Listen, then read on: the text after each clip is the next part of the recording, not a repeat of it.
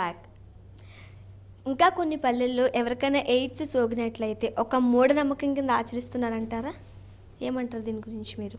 అంటే మూఢనమ్మకం అంటే మీ ఉద్దేశం అంటే తాయెత్తులు కట్టించుకోవడం లేకపోతే అటువంటి పనులు చేస్తున్నారని? డెఫినెట్గా చేస్తున్నారండి. ఈ రోజు కూడా తగ్గని విరోచనాలు ఉన్నా దెయ్యం పట్టిందని దేవత పట్టిందని కాలయాపన చేయడం మాకు బాగా తెలుసు.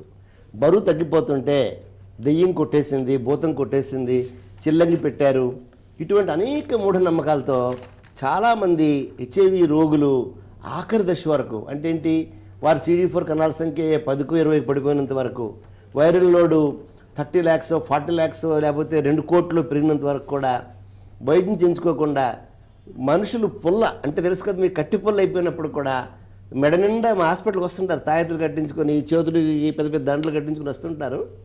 ఇప్పటికి పట్టణాల్లో కూడా ఉందండి, పల్లెటూరులే కాదు, ఇక్కడ పట్టణాల్లో కూడా ఉంది. మన భారతదేశం స్వతహాగా ముందు మూఢనమ్మకాలని సాటిస్ఫై చేసి అందులో అక్కడ ఏదైనా న్యాయం జరగకపోతే అప్పుడు మాత్రమే వైద్యుని సంపాదించడం చూస్తున్నాం మనం. ఇది పల్లెటూరు అనొద్దు మీరు. అయితే ఈ మధ్య 2011లో clinical care and prevention society of India వాళ్ళు మధ్యప్రదేశ్లో స్టడీ చేశారు. అక్కడ 23% మంది అవివాహిత స్త్రీలు ఇప్పటిదాకా మేము ఎయిడ్స్ గురించి వినలేదు, అదేదో దెయ్యం దేవతల జబ్బు తప్ప అదేమీ జబ్బు కాదని చెప్పారంట. అంటే ఇది 2011 ఈ సంవత్సరంలో జరిగినటువంటి సర్వే ఇది. కాబట్టి ఇప్పటికీ ఇంకా ఉంది మన దేశంలో విస్తృతంగా శాస్త్రీయపరంగా. కారణం ఏంటంటే లిటరసీ రేట్ మనకి ఇంకా పూర్తి స్థాయిలో లేదు. ఈరోజు కూడా మనకి 68% సగటున లిటరసీ రేట్ ఉంది దేశంలో. అంటే కొన్ని కేరళ లాంటి రాష్ట్రాల్లో నేను చెప్పట్లేదు, as a whole I'm talking. కాబట్టి మనం ఇంకా వ్యక్తుల యొక్క వారి యొక్క మానసిక పరిస్థితిని అర్థం చేసుకొని ఆ స్థాయిలో మనం వాళ్ళకి అవగాహన పెంచితే కానీ ఈ ఎయిడ్స్ పట్ల పూర్తయినటువంటి విశ్వాసం, మా మందు తీసుకోవాలనే జ్ఞానం రాదండి. ఓకే, ఎవరికైనా ఎయిడ్స్ వచ్చినట్లయితే వారి సంక్రమం ఖచ్చితంగా వాళ్ళ భార్యకి పిల్లలకి వచ్చే అవకాశం ఇప్పట్లో కనిపిస్తుంది. అవును. అయితే అలా ఒక్కటి తర్వాత ఒకరికి రావడం వల్ల ఎవరో చేతబడి చేశారు ఫుల్ ఫ్యామిలీకి, అందుకే ఇలా అయిపోతున్నారు అన్న రూమర్ కూడా ఉంటుంది. ఎంతవరకు కరెక్ట్ అంటే?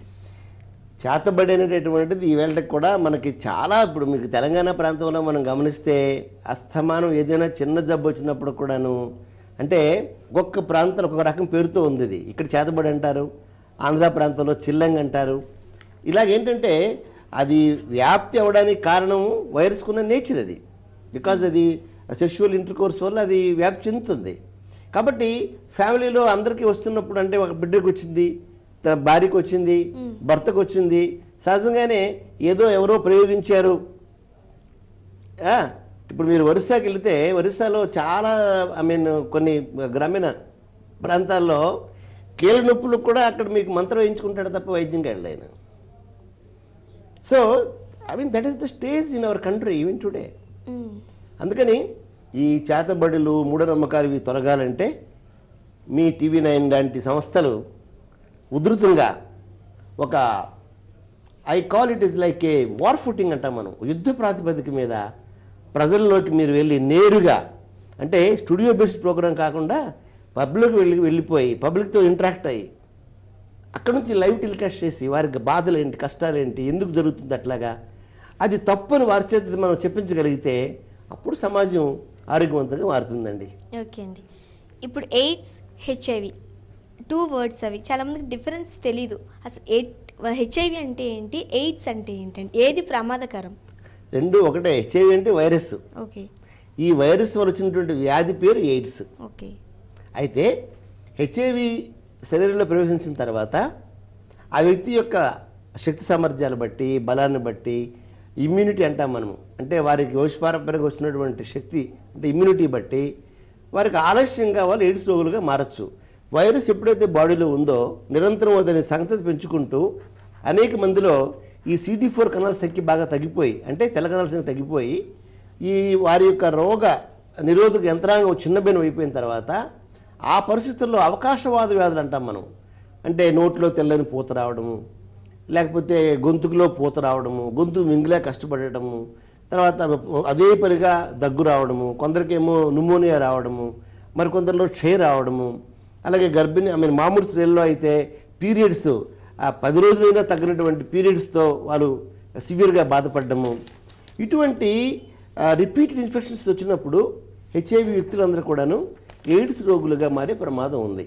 కాబట్టి హెచ్ఐవి అనేటువంటి వైరస్ యొక్క యూ కెన్ కాల్ అంతిమ దశ, దాని దశలో అది ఎయిడ్స్ అనేటువంటి స్థాయిని మనం చెప్పుకుంటాము. ఎయిడ్స్ అనేది రోగం, అది జబ్బు పేరు అనమాట. హెచ్ఐవి అనేది వైరస్ పేరండి. బట్ రెండు కూడా హెచ్ఐవి పాజిటివ్ అయిన తర్వాత 100 మందిలో 90 మంది వరకు కూడా ఎయిడ్స్ రోగులుగా మారే అవకాశం ఉంది.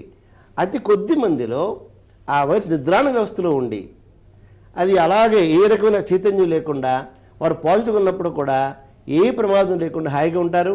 నాకు తెలుసు, నేను 3 దశాబ్దాలుగా ఈ రంగంలో పనిచేస్తున్నాను. అమెరికాలో డేవిడ్ అనే వ్యక్తి ఉన్నాడు. ఆయనకి ఇప్పుడు 1981లో పాజిటివ్ అయిన, ఇప్పటిదాకా 90 పైసా మందు వాడాడు. ఆయన మంచి ఆహారం తీసుకుంటాడు, అందరికి ఆదర్శంగా ఉంటాడు, చాలా యాక్టివ్గా ఉన్నాడు. అలాగే మనకి మ్యాజిక్ జాన్సన్ అంటాం మనము, ఈ basketball player, he's HIV positive, but హ్యాపీగా గేమ్స్ ఆడుతున్నాడు. స్ట్రెన్యూస్ జాబ్, ఎండలో మీరు చెమటలు కక్కుతూ ఆయన మనం చేస్తున్నాడు. కాబట్టి పాజిటివ్ అయినంత మాత్రం ప్రమాదం కాదు. కానీ పాజిటివ్తో ఎప్పుడైతే ఎయిడ్స్ రోగులుగా మారిపోతారో అప్పుడు సమస్య వస్తుంది. అప్పుడు కూడా వారు శాస్త్రీయ వైద్యం చేయించుకుంటే అందరిలాగే 70-80 ఏళ్ళు జీవించవచ్చు. రైట్ అండి. ఒక రకంగా చెప్పాలంటే ఏదన్నా క్యాన్సర్, ఇవన్నీ కొంచెం ప్రమాదకరమైన జబ్బులతో ఒక మనిషి కానీ ఎవరైనా చనిపోయినట్లయితే వాళ్ళ ఫ్యామిలీకి, వాళ్ళ పిల్లలకి ఒక సింపతి ఉంటుంది. అదేంటంటే దేవుడు ఏదో అన్ఫార్చునేట్లీ జరిగింది అని. కానీ ఒక ఎయిడ్స్ ఆర్ హెచ్ఐవి వల్ల చనిపోతే మట్టుకు కంపల్సరీ ఎంటైర్ ఫ్యామిలీని తప్పుగా చూస్తారు. ఆడపిల్లలు ఉన్నట్లయితే వాళ్ళకి పెళ్ళిళ్ళు అవ్వడం కాస్తంత కష్టం. ఒక మహిళ చనిపోయినట్లయితే ఇంకా ప్రాబ్లం ఫేస్ చేయాల్సి వస్తుంది. ఎందువల్ల ఈ వివక్ష అంటారు? అంటే జనరల్గా వచ్చే ప్రమాదకరమైన, మనం క్యాన్సరే తీసుకుందాం. క్యాన్సర్తో చనిపోయిన ఒక లేడీకి, ఎయిడ్స్తో చనిపోయిన లేడీకి చాలా డిఫరెన్స్ ఉంటుంది వాళ్ళ ఫ్యామిలీ పరంగా. ఎందుకు క్యాన్సర్ లాంటి ప్రమాదకరమైన జబ్బే ఈ ఎయిడ్స్ కూడా అని ఎందుకు గమనించలేకపోతున్నారు సొసైటీ? అంటే మొదట్లో, అంటే వ్యాధి తొలినాళ్లలో 80-81 ప్రాంతాల్లో ఈ వ్యాధికి కారణం కనిపెట్టలేకపోయారు. ఆ కారణం కనిపెట్టేది 85, అంటే సుమారు 4 ఏళ్ళు పట్టింది వ్యాధి కారణం కనిపెట్టడానికి. అప్పట్లో ఏంటంటే కారణం కనిపెట్టిన తర్వాత కూడా ఇది ఎక్కువగా స్వలింకాముకుల్లో వ్యాపిస్తుందని మొట్టమొదటి 4 కేసులు న్యూయార్క్లో 81 జూన్ నెలలో 4గురికి వచ్చింది వ్యాధి మొదట. వాళ్ళు ఎవరు? వెరీ యంగ్ పీపుల్, 20, 23, 19, 20 ఏళ్ళు ఉన్నటువంటి యుక్త వయసులో ఉన్న వాళ్ళు. వారిని బాగా విశ్లేషణ చేస్తే వారి లైఫ్ స్టైల్, అంటే హోమోసెక్షువాలిటీ, గే కమిటీ అంటాం కదా మనం, ఈ స్వలింకాముకత్వం అనేటటువంటి కారణం వల్ల వారికి వ్యాధి వచ్చిందని అప్పట్లో కనిపెట్టారు. ఆ తర్వాత ఆఫ్రికాలో కొందరు స్త్రీల్లో కూడా జబ్బు రావడం చూసిన తర్వాత అప్పుడు ఇది హెట్రోసెక్షువల్ రూట్ అన్నారు, అంటే పురుషులు స్త్రీల వరకు వ్యాపిస్తుందని కనుక్కున్నారు. ఆ తర్వాత ఏమనుకున్నారు? ఎక్కువ మంది మొట్టమొదటి మన భారతదేశంలో చెన్నైలో 10 పాజిటివ్ కేసులు కూడా వ్యభిచారంలో కనిపెట్టారు. ఇవన్నీ ఏం చెప్తున్నాయి? సెక్షువల్ బిహేవియర్ పెర్వర్టెడ్గా ఉండి, సెక్షువల్ బిహేవియర్లో ప్రామిస్క్యూటీ, అంటే అతి విశృంఖల శృంగారానికి లోనైనటువంటి వారిలో ఎక్కువ కనిపించిందని చెప్పుకున్నారు. కానీ వాస్తవానికి హెచ్ఐవి అనేటటువంటిది ఒక్క సెక్షువల్ ఇంటర్కోర్స్ వల్లే కాదు. సిరంజులు, సూదులు కలుషితమైనప్పుడు రావచ్చు, తల్లి నుంచి బిడ్డకు రావచ్చు, బ్లడ్ ప్యూర్ కానిప్పుడు రావచ్చు. ఇన్ని కారణాలు వస్తున్నప్పుడు కూడా ఆ తొలినాళ్లలో ఈ విశృంఖల శృంగారం వచ్చినటువంటి వ్యాధి అనేటటువంటి మర్చిపడినందువల్ల ఈవేళకు కూడా మీరు అన్నట్లుగానే అదేదో అది తప్పు చేశారు వాళ్ళు, దానివల్ల వచ్చింది వ్యాధి అనుకున్నటువంటి ఆ సింపతి లేకుండా పోతుంది. నేనేమంటానంటే ఆ రోజు ఉన్నటువంటి కాన్సెప్ట్ అది అలా అనుకున్నారు. బట్ ఇవాళ ఏంటి, మీకు బంగల్ షాప్కి వెళ్ళి గడ్డ తీసుకున్నప్పుడు కూడా ఒకవేళ సరైనటువంటిగా రేజర్ సరిగ్గా క్లీన్ చేయకపోతే వ్యాధి రావచ్చు. సిఎంసి అంటే మన వెల్లూరులో famous hospital CMC, Christian medical college Vellore వాళ్ళు స్టడీ చేశారు. స్టడీ చేస్తే ఈ బార్బర్ షాపుల్లో అన్ని ఉన్నటువంటి అమాయకులు, వారికి ఏమీ ఎటువంటి మీరు దురలవాట్లు ఏమీ లేవు. అలాగే ఇప్పుడు మణిపాలు నా ప్రాంతాల్లో అయితే ఇప్పుడు ఏదో మత్తు ఇంజక్షన్ చేసుకుంటారు, వారిలో కూడా రావడం కనిపెట్టింది. అంటే ఏంటంటే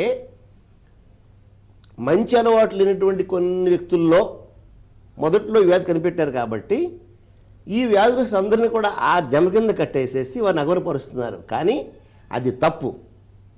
ఆ స్టిగ్మా ఉండకూడదు, అవి ఎవరు చూడకూడదు. అది ఒకప్పుడు టీబీ కలా చూసేవారు, క్షయవ్యాధికి కూడా. క్షయవ్యాధి ఉంటే ఆ వివాహాలు జరిగేవి కావు ఆ రోజుల్లో. లెపర్సీ చూసేవారు. అవన్నీ కూడా కాలక్రమేణా మర్చిపోయారు. ఇది కూడా మర్చిపోతారు, మర్చిపోవాలి. అందుకు మనం కృషి చేయాలి. Right, thank you so much అండి. స్టూడియోకి వచ్చి కాలర్స్కి చక్కటి సజెషన్స్ ఇచ్చారు, ఎయిడ్స్ హెచ్ఐవి గురించి మాట్లాడారు. Thank you very much. నమస్కారం అండి. సో చూసారు కదండి, ఇది వాళ్ళ లైఫ్ లైన్. తిరిగి రేపటి లైఫ్ లైన్లో మళ్ళీ కలుద్దాం. చూస్తూనే ఉండండి TV1.